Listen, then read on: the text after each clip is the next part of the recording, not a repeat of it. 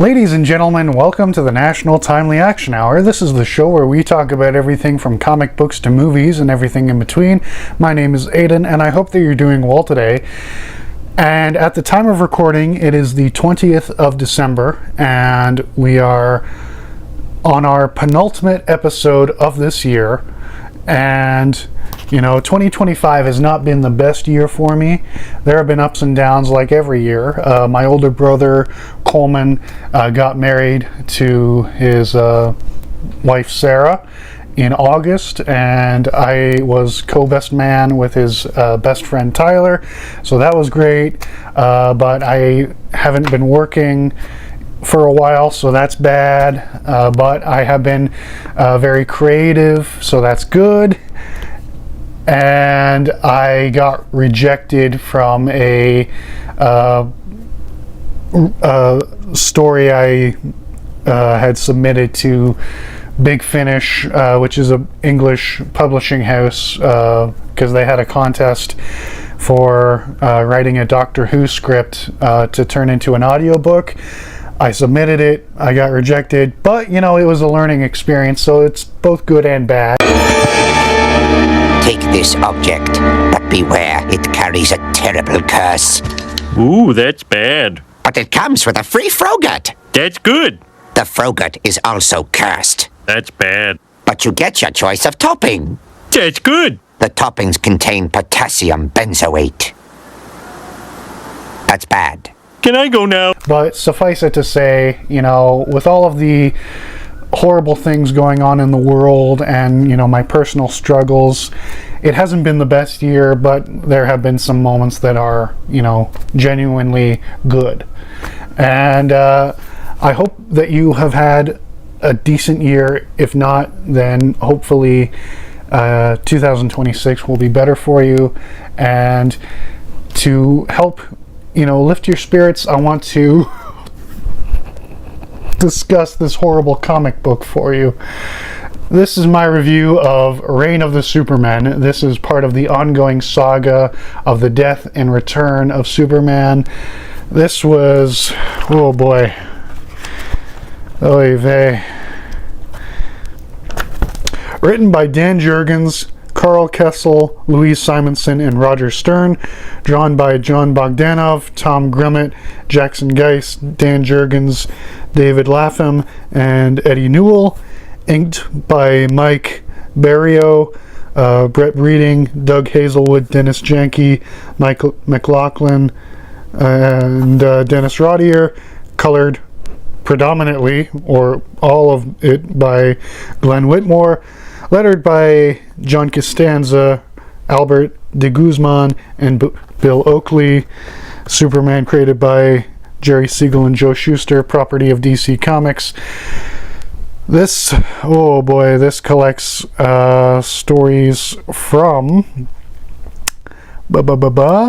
Action Comics number 687 and 88, The Adventures of Superman 501 and 502, Superman volume 2 number 78 and 79, Superman Annual number 5, The Man of Steel issues 22 and 23, and Superman The Man of Steel Annual number 2. This is most of 1993 going into 1994.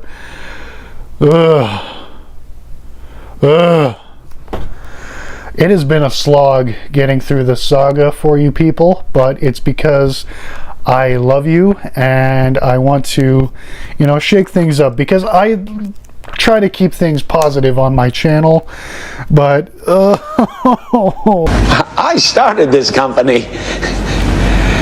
You know how much I sacrificed? Oh dear God Almighty, I don't like this story.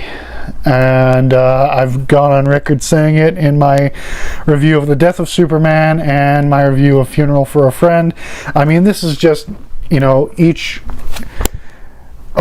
month we have a Superman story from the various different titles.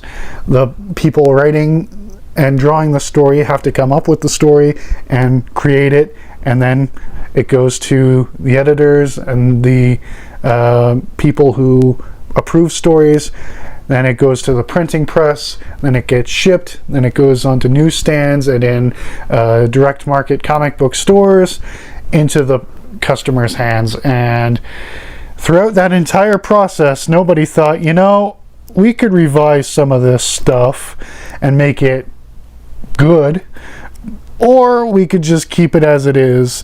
That's not to say that the drawings are bad and that the stories are poorly written, but I'm not saying that it's, you know, the Brothers Karamazov or The Return of the King.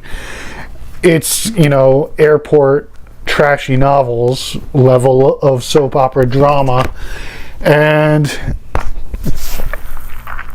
so the long and the short of it is, as I'll link my reviews of Death of Superman and Funeral for a Friend, but suffice it to say, Superman was killed fighting this alien rage monster named Doomsday. Project Cadmus, who's this government agency who is in league with Lex Luthor, got his body and made a clone of him, and they wanted to clone Doomsday, but they couldn't. And we see the clone escape, and here we have him becoming Superboy. And then there's also in this story the introduction of John Henry Irons, aka Steel, played by Shaquille O'Neal in the 1997 film. Don't ask me why.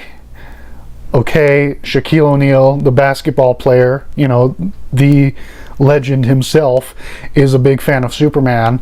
He even has a Superman tattoo on his arm. And I don't know if it's his right arm or his left arm. On one of his arms, he has a tattoo of Superman's symbol, like on my shirt. But, you know, he's this ginormous athlete, and he couldn't play Superman. And they're like, well, you know, the next best thing is this new guy we created, Steel, who's like Superman, but, you know, if he were just a guy in an Iron Man suit who had a big ass hammer that also turned into a laser cannon. And he's like, sure, why not? You know, closest I'll ever get to playing Superman. Give me the money. Now let's go make Kazam 2 Electric Boogaloo. Dear God, I hope they didn't make a sequel to Kazam, because that was god awful. Anyway, so Steel is doing his best to help the people of Metropolis after Superman died, because Superman saved his life and he owes him. And Superboy is manipulated by this woman named Tana Moon, who's created here, who's a news reporter working for GBS, I believe, the main news broadcasting station for Metropolis. And we get tie-ins to this horrible 90s crossover event called Blood Ties or Bloodlines or whatever the fuck it's called. It sucked. And but yeah, Superboy is like a teenage clone of Superman, but not raised by the Kents, so he has all of the power and none of the responsibility. And he runs amok. He'll later become Connor Kent and be a founding member of Young Justice and man the fuck up. Then we get reintroduced to a character called the Eradicator, which is this Kryptonian artificial intelligence that somehow puppets Superman's corpse from his tomb in Metropolis to his Fortress of Solitude in the Arctic, and sort of makes a body for itself, and it looks like Superman, but it's not him. And it has his memories, but again, it's artificial intelligence processing the data of Superman's memories. It has no qualms with killing people because, you know, rogue AI, as you do.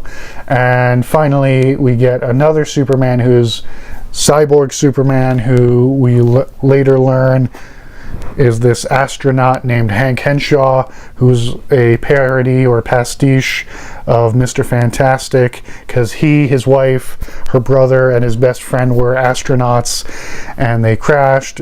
Like, they went through a cloud of cosmic radiation, then they crashed, and then they died, and so his brain was copied and put into a robot body of Superman, and so he's evil. And basically it's Lois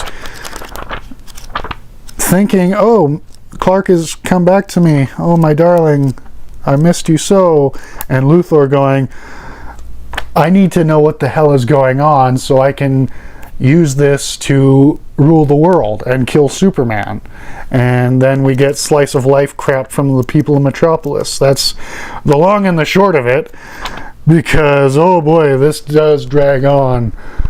But the artwork is good. Some of it's great, like Dan Jurgens and Tom Grummett. The other guys are good.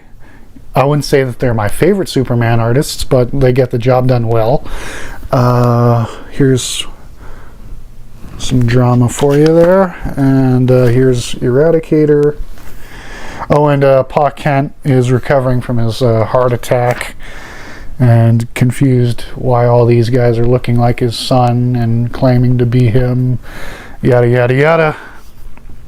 Here's Guy Gardner for you. But yeah, that's basically what happens. On a scale of... Oh, and there's this gang war subplot, which is stupid. And I fucking hate how Lex is putting on this crappy, fake Australian accent with his stupid clone body. Ay, ay, ay. But yeah, on a scale of 1 to 10, with 1 being dog shit and 10 being... spectacular, I'd have to give this a 6 or a 7. But yeah, that is all I have for you today on this episode of the National Timely Action Hour. Once again, my name is Aiden, and I sincerely hope that you all have a wonderful day. Happy Hanukkah, Merry Christmas, whatever you celebrate. And in the description of this video, I will leave the link to my podcast, so if you'd like to check that out, please subscribe and share that with your friends. And if you enjoyed this video, then please click the like button, or if you didn't like it, I apologize, but you can hit the dislike button. And if you're new to my show and want to check out more comic book reviews or video game gameplay, then please subscribe, ring the bell to be notified when I post a new video. I have one more video for this year, and then all of 2026 planned. So when you ring that bell, you'll be notified when I post my new videos. And share this with your friends if they're interested in this sort of content. And I will also, in the description, leave links to my Patreon page and merch store. So if you'd like to support this show financially, I'd greatly appreciate that. And I'll also leave a link to my social media profile so you can stay up to date and send me a message. And thank you so much once again for watching, and have a wonderful, wonderful day. Goodbye.